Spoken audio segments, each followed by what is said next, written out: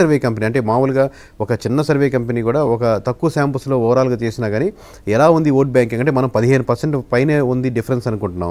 Maybe వాళ్ళకి అంచనాలు అందకపోయినా ఒక 10% లోపు అటు ఇటుగా ఉండేది అందేదానికి పూర్తిగా ఆస్కారం ఉంది. కానీ పూర్తిగా మనం ఈస్ట్ అంటే వెస్ట్ వెళ్ళేదానికి మటుకు ఏ సర్వే కంపెనీ కానీ సర్వే నిజంగా వాళ్ళు కొంచెం ఆథెంటిక్గా చేయగలిగితే అసలు డిఫరెన్షియేట్ వెళ్ళేదానికి ఆస్కారం లేదు.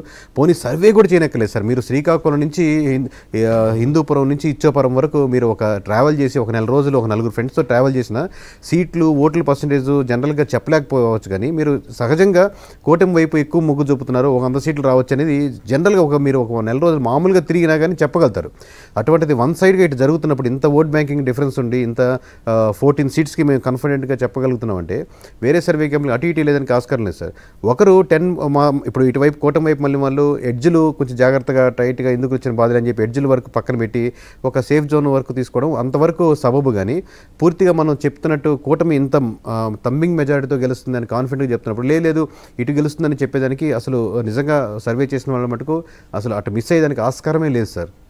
సరిగ్గా చేస్తే నికార్సుగా చేస్తే లేదా చేసి వాళ్ళు చెప్పేదానికి రకరకాల విషయాల మీద వాళ్ళు ప్రలోభపడి ఉండొచ్చు, వాళ్ళ మీద ప్రభావం ఉండొచ్చు రకరకాల. బట్ వాళ్ళకి మటుకు ఇన్నర్గా తెలిసి ఉంటుంది 100% అనేది. రైట్. రామ్మోహన్ గారు, మీ ఒపీనియన్ ఏంటి? రామ్మోహన్ గారు, మీరు సర్వే చేసినప్పుడు చాలా సంస్థలు